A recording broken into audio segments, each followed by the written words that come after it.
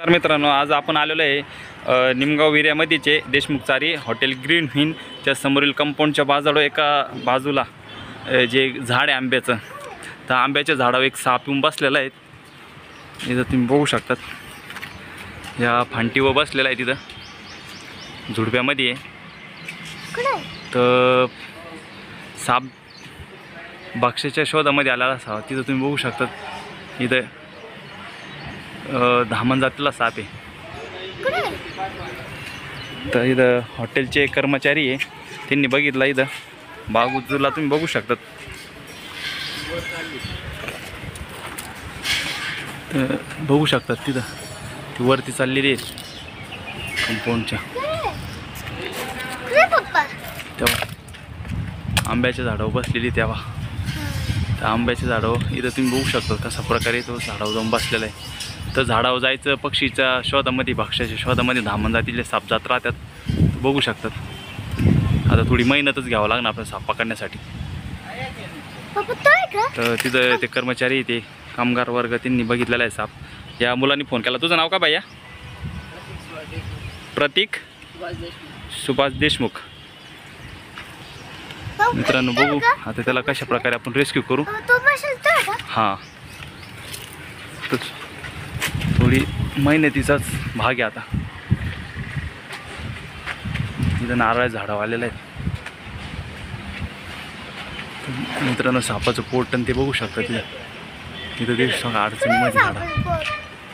इथं झाडावर आता उतरतोय.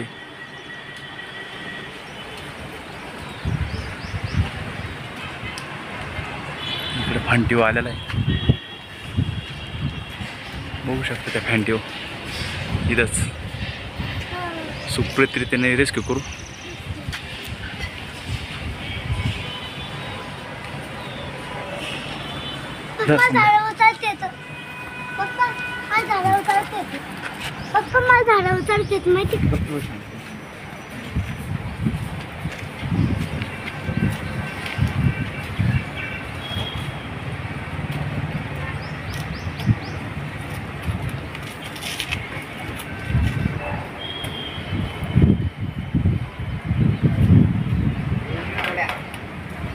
पकडलेला आहे साप.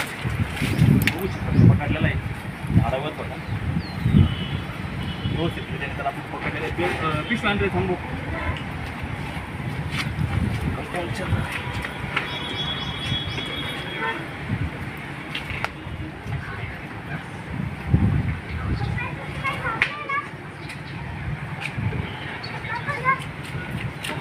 इकडे पळायला पावर आहे. पिशवी आण काळी.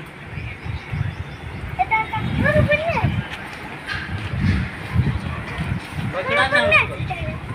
तो भाई पकड़ा। हाँ हाँ देखो तो उधर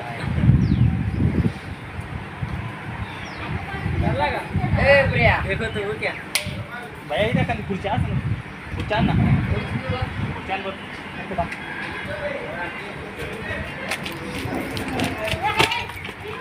मित्रांनो व्यवस्थितरीतीने आपण बघू शकता धामण जातीला साप कशा प्रकारे दिसतो. ते भयभीत झालेले आहेत कर्मचारी. तेव्हा ते आतमध्ये ते बघू शकतात. मित्रांनो धामण जातीला साप कशा प्रकारे दिसतोय.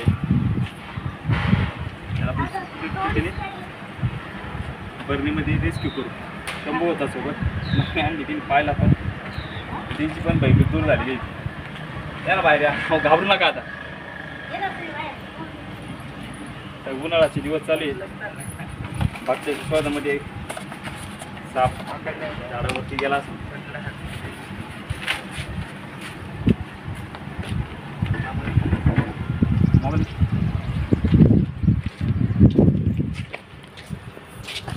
मित्रांनो धामण जातीला साप तुम्ही बघू शकतात.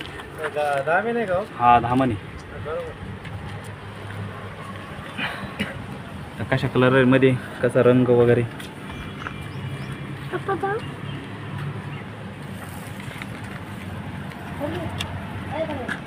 शांत बस. बघू शकता धामण जातीला साप कशा प्रकारे दिसतो. त्याचं रंग रूप एकदम गोड. तर या सापाबद्दल बरेचशी गैरसमज मित्रांनो. हा साप काटा वगैरे मारतो, तर तुम्ही शेपूट पण बघू शकतात मित्रांनो. याच्या शेपटीला कोणत्या प्रकारचा काटा पण नसतो. आणि हा साप काय दूध बीध पेत नाही. आता झाडावरती जायचं कारण का, वरती पक्ष्याचे अंडे, वरती घरट्या असन, त्या घरट्यामध्ये जाऊन पक्ष्याचे अंडे, पक्ष्याची पिल्लं वगैरे खाण्यासाठी. हा शेतीमध्ये जास्त प्रमाणात असतो. त्याला रॅट स्नेक पण नावाने ओळखलं जातं. तर यांची भयभीत पण दूर झालेली आहे.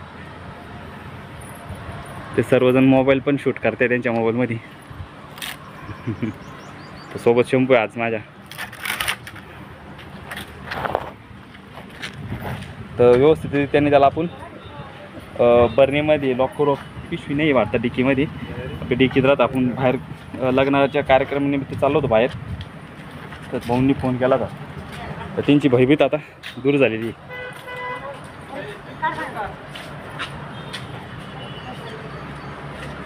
तर बाजूचा एरिया तुम्ही बघू शकतात. हॉटेल तिकडं साईशरणम. इथं पडीत जागा आहे, शेतीचा भाग आहे. तर बाहेरून आता नांगरटी झालेली आहे, त्याच्यामुळं तिची बीळ पण नष्ट झाला असेल. त्याच्यामुळं तो वर तिकडं झाडावर निवांत पण येऊन बसलेला असावा भाक्षाच्या शोधामध्ये.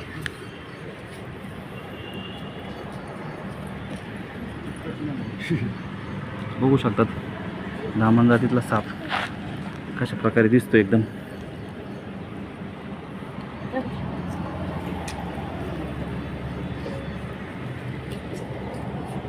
आपण प्रत्येक ठिकाणी गेल्यानंतर सापाची अंधश्रद्धा दूर करायचं काम करत असतो.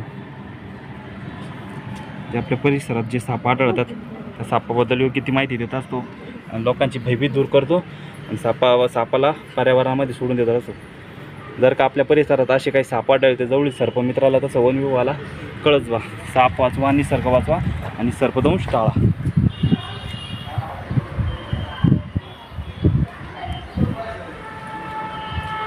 तर आपण त्याला व्यवस्थित बरणीमध्ये पॅक करू. आता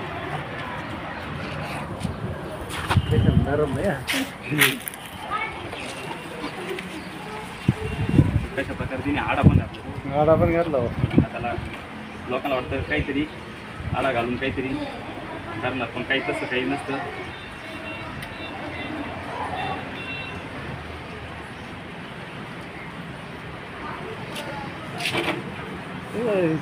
जरा रे ये नहीं हो रहा. क्या नहीं हो रहा.